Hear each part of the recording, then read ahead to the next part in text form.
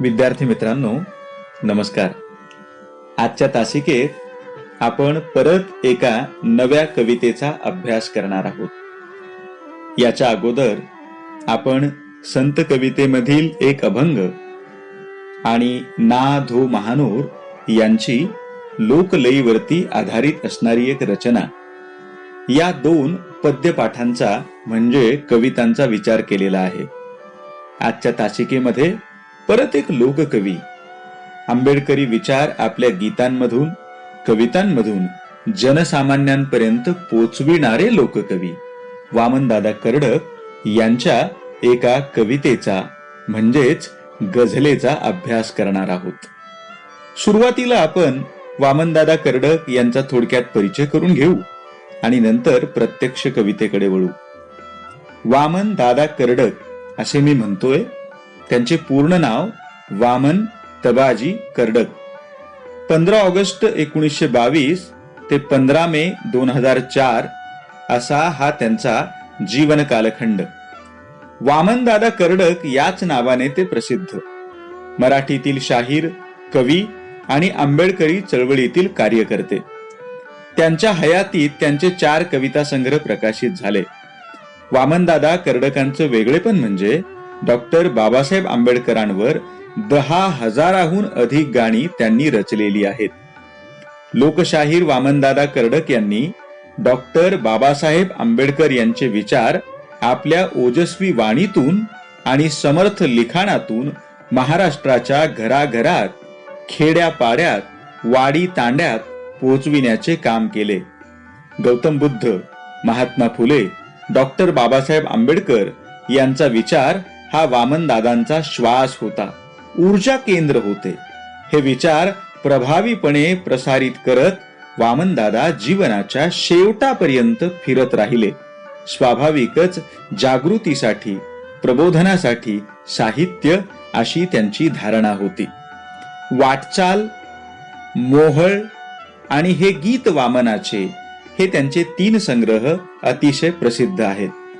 कदाचित तुमच्यापैकी काही विद्यार्थ्यांनी त्यांच्या काही कविता ऐकल्या असतील.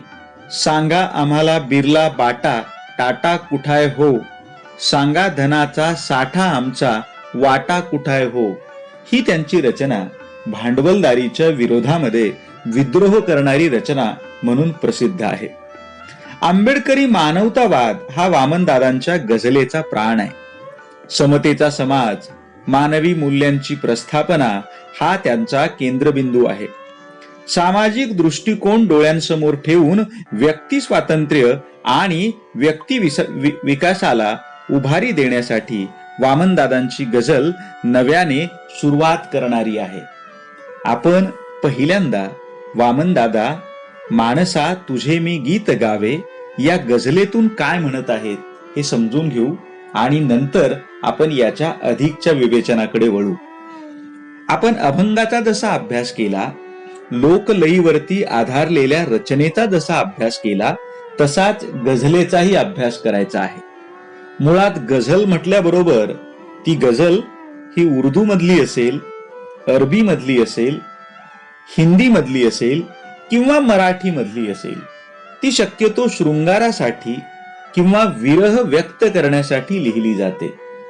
पण मराठी मधल्या बहुतांशी गझला ज्या आहेत, त्या गझलांनी मानवी जीवनामधले जे वेगवेगळे भाव असतात त्या भावांना, भावनांना प्रतिबिंबित करण्याचं काम केलेलं आहे.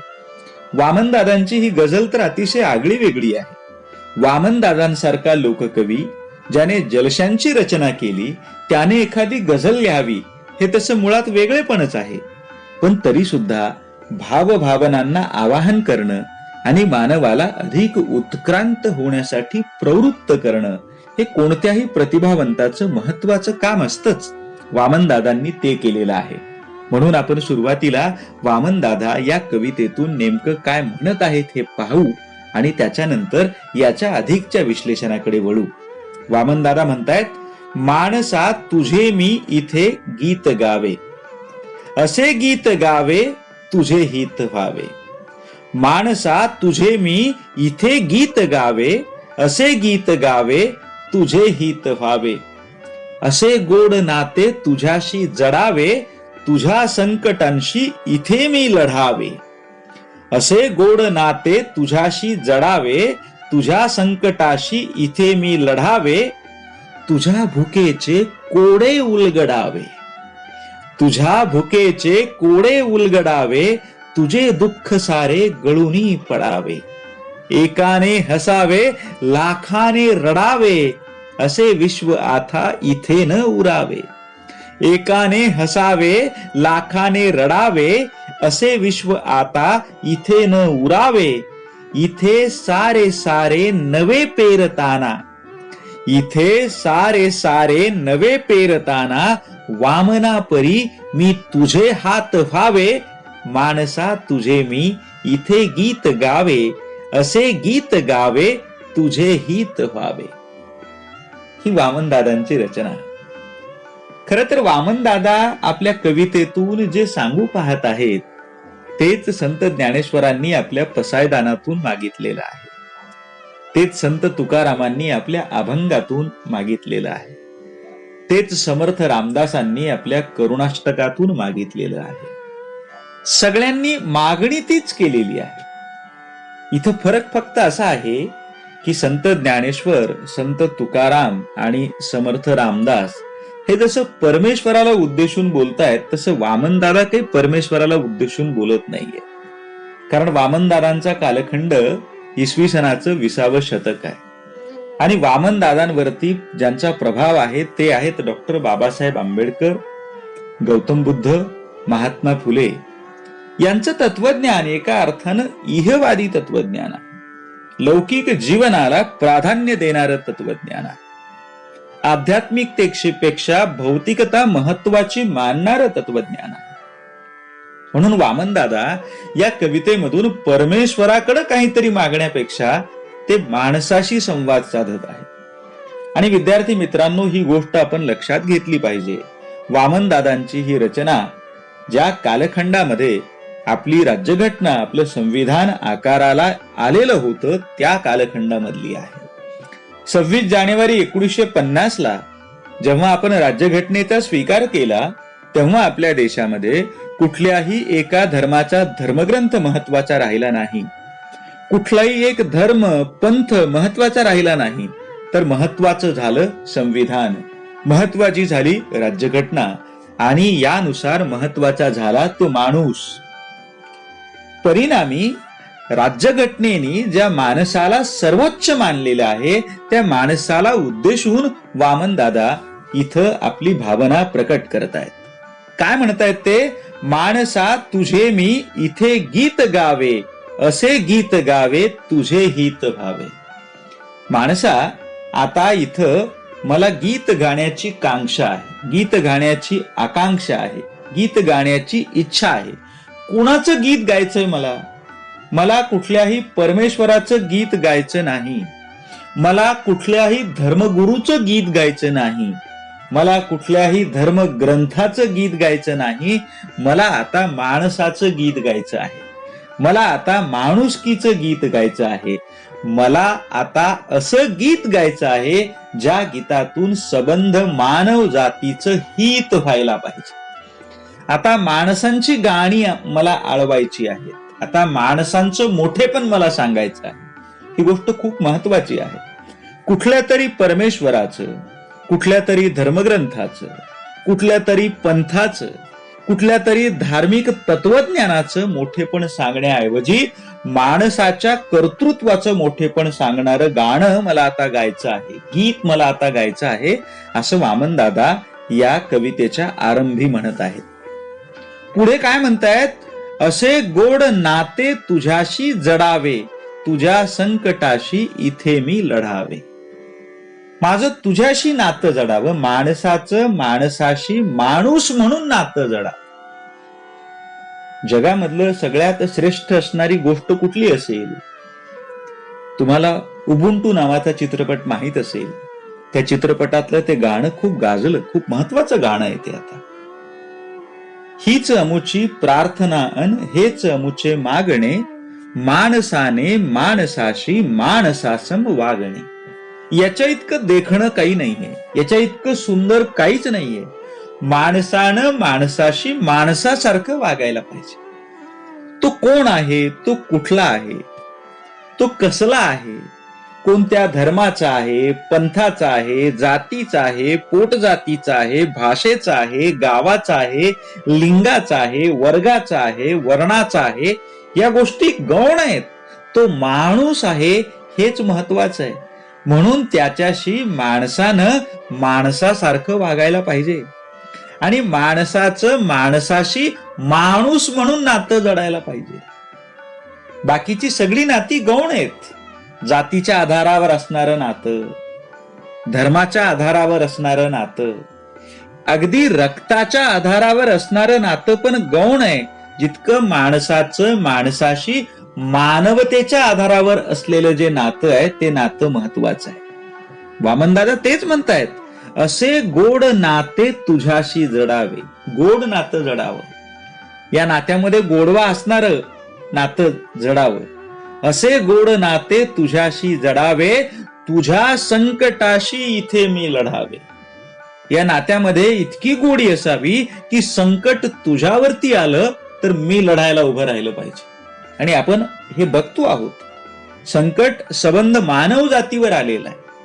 कुठलं तरी चीनमध्ये एखादा व्हायरस येतो, बघता बघता जगाला ताब्यामध्ये घेतो. परिणामी या व्हायरसच्या विरोधामध्ये संबंध मानवजात एक होऊन लढत आहे. हा विचार नाहीये त्यामध्ये की हा अमेरिकन आहे, हा चायनीज आहे, हा भारतीय आहे, हा पाकिस्तानी आहे. हे मानवतेवरचं संकट आहे, शत्रुत्व आहे. या पद्धतीनं माणूस या नैसर्गिक आपत्तींशी लढतो आहे.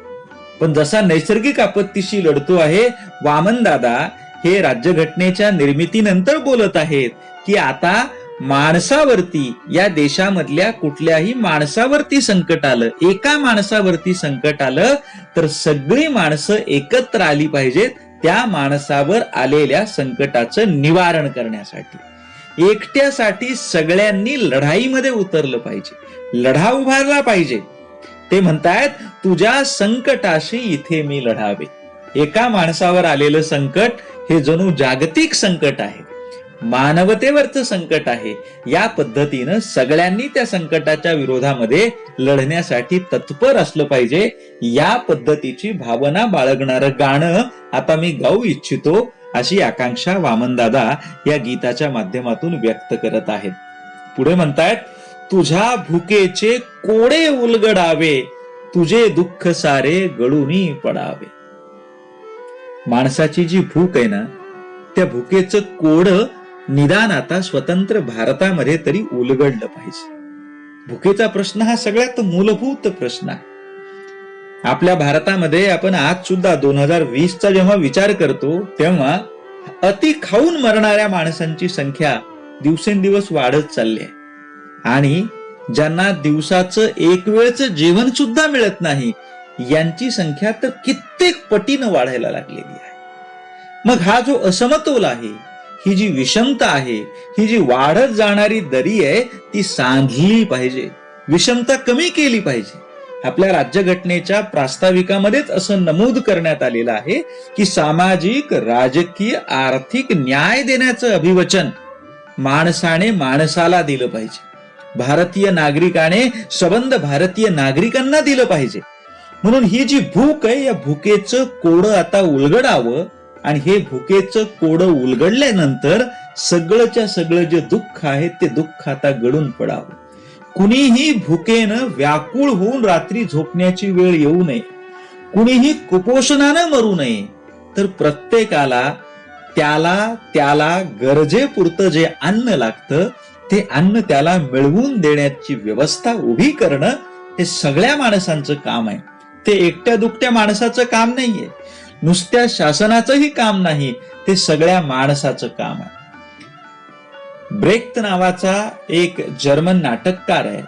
या जर्मन नाटककाराचं एक विधान तुम्ही लक्षात घेतलं पाहिजे. तो म्हणतो, मी जेव्हा भाकरीचा एक तुकडा उचलतो तेव्हा तो माझ्या तोंडात घेण्या अगोदर माझ्या लक्षात येतं की या जगामधले कोट्यावधी लोक अद्यापही भुकेले आहेत आणि मला तृप्त होऊन जेवण करावंसं वाटत नाही.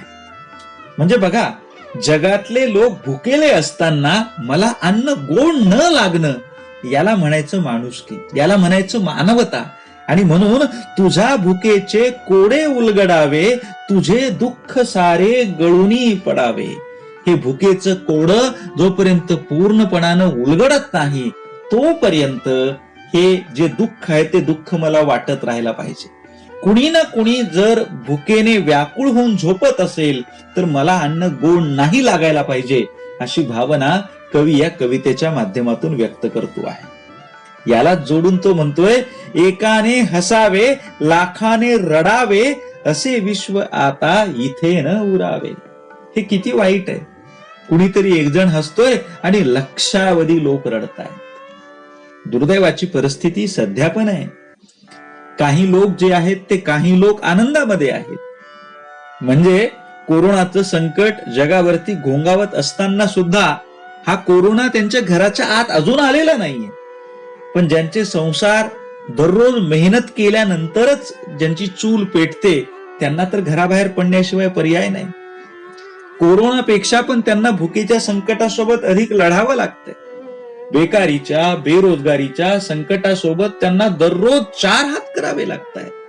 आणि हे जे त्यांचं लढणं आहे, या लढण्यामुळं परिस्थिती अशी आहे, समाजामधली काही टक्की माणसं जी आहेत ती आज हसताना दिसत असली तरी सुद्धा लक्षावधी कोट्यावधी जी माणसं आहेत ती कोट्यावधी माणसं आज दुःखी आहेत, आज व्याकुळ आहेत, आज खेदपूर्ण जीवन जगत आहे. अशा वेळेस ही जी एक विषमता आहे ती संपली पाहिजे अशी भावना कवीच्या मनामध्ये आहे. एकाने हसावे लाखाने रडावे, असे विश्व आता इथे न उरावे. याला काही चांगलं विश्व म्हणणार नाही. याला काही चांगलं राज्यघटना जी अपेक्षा धरते अशी व्यवस्था म्हणता येणार नाही. चांगली व्यवस्था कोणती? जिथे सगळेच हसतायत आणि गरज पडली तर सगळेच रडतायत. एका अर्थानं समता या सगळ्याच बाबतीमध्ये असली पाहिजे. पण देशामधली परिस्थिती अशी उरू नये जशी वामनदादांना दिसत होती. एकाने हसावे लाखाने रडावे, ही परिस्थिती चुकीची आहे.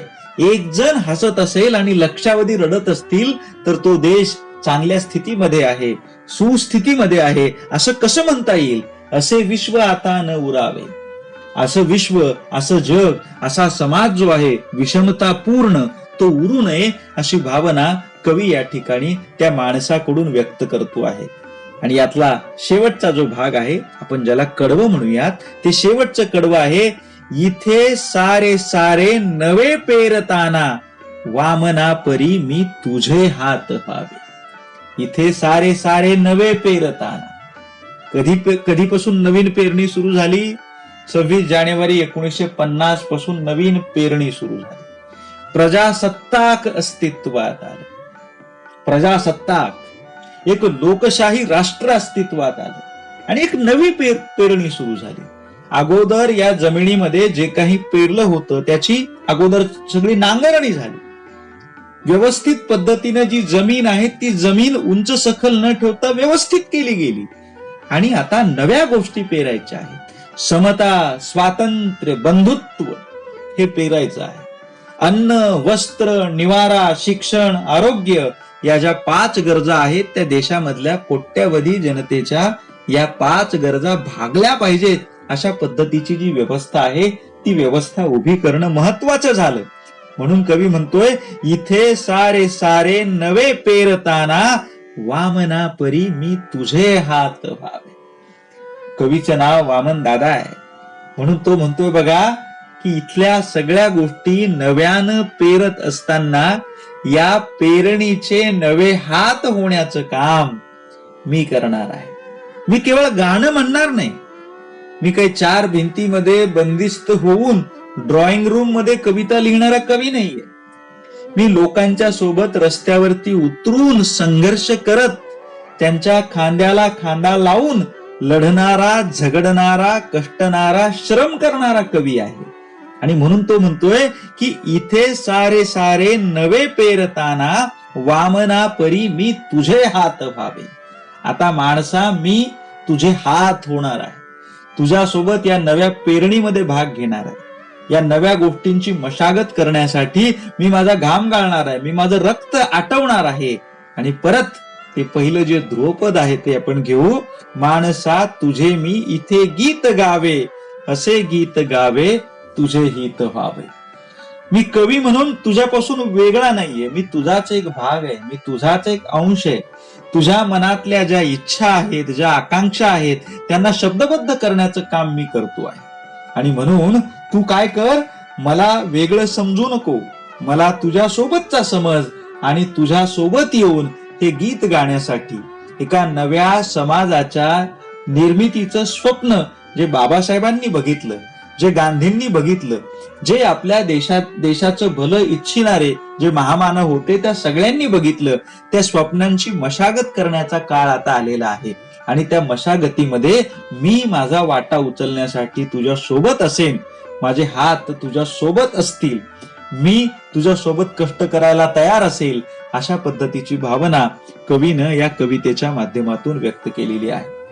मित्रांनो, वामनदादा म्हणजे पहाडी आवाजामध्ये आपली रचना सादर करणारे कवी. मी असा किस्सा ऐकलेला आहे की बाबासाहेबांची सभा जिथे असायची तिथे अगोदर वामनदादाचं गाणं व्हायचं, वामनदादाची गाणी व्हायची. तिथे एका सभेमध्ये वामनदादाचं गाणं झाल्यानंतर बाबासाहेब जेव्हा बोलायला उभं राहिले तेव्हा डॉक्टर बाबासाहेब आंबेडकर असं म्हणाले की वामनदादांनी जे गाण्यातून सांगितलेलं आहे त्यानंतर आता माझ्या भाषणांच्या शब्दाची खरंच गरज आहे का? यातून लक्षात घेण्यासारखी गोष्ट अशी आहे की महामानव डॉक्टर बाबासाहेब आंबेडकर जे काही सांगू इच्छित होते ते वामनदादांनी आपल्या एका कवितेतून, आपल्या एका गाण्यातून तो आशय लोकांपर्यंत अगोदरच प्रभावीपणाने पोहोचवला होता. डॉक्टर बाबासाहेब आंबेडकरांनी वामनदादाच्या कवितेचं, वामनदादाच्या लोक आवाहक क्षमतेचं कौतुक करावं, भरभरून अभिनंदन करावं, इतकी क्षमता त्यांच्या कवितेमध्ये, त्यांच्या गीतांमध्ये, त्यांच्या रचनेमध्ये आहे. याच पद्धतीची ही जी वामनदादांची रचना आहे ती रचना आपणालाही माणूस म्हणून आपण अगोदर विचार केला पाहिजे.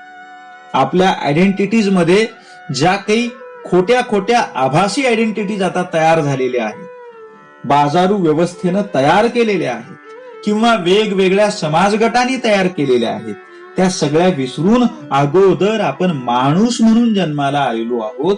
यासाठी माणसाने माणसाचं हित पहिल्यांदा प्राधान्यानं लक्षात घेतलं पाहिजे.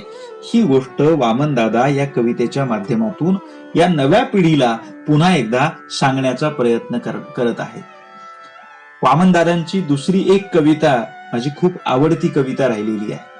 आजच्या तासिकेचा समारोप आपण त्या कवितेनं करणार आहोत. तत्पूर्वी या कवितेचा सगळा आशय तुम्हाला एकत्रितपणे कळावा म्हणून मी पुन्हा एकदा ही जी कविता आहे तिचा एकत्रित आशय तुमच्या पुढे ठेवतो. कवी वामनदादा कर्डक असं म्हणत आहेत की हे माणसा, आता मी तुझं गीत गाण्यासाठी व्याकुळ आहे. असं गीत मला म्हणायचं आहे की ज्या गीतातून संबंध मानवाचं हित झालं पाहिजे.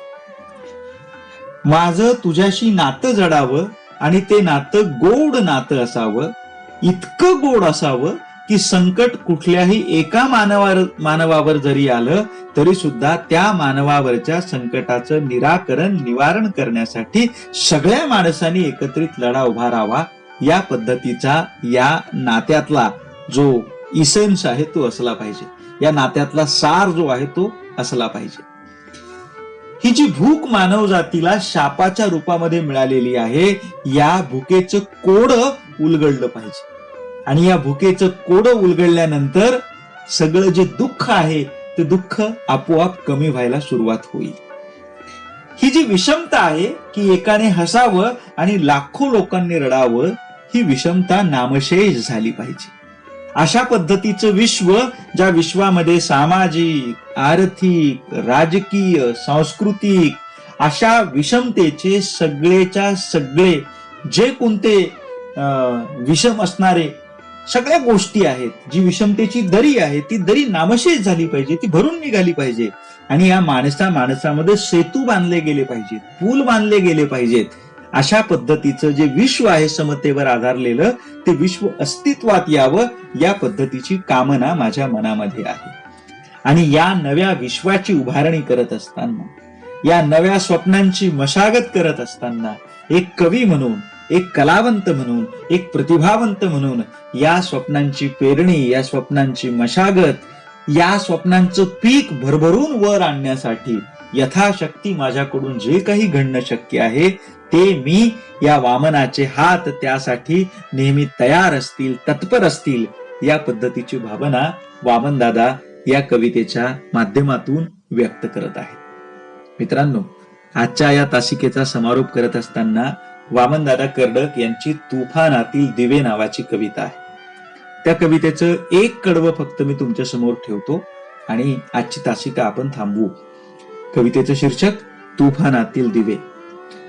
तुफानातील दिवे आम्ही हो, तुफानातील दिवे, तुफानातील दिवे आम्ही हो, तुफानातील दिवे.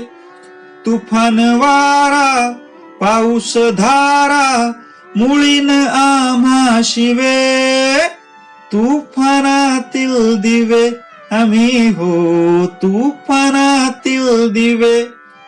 हल्ल्यावरती होती हल्ले अभंग आमुचे बाले किल्ले.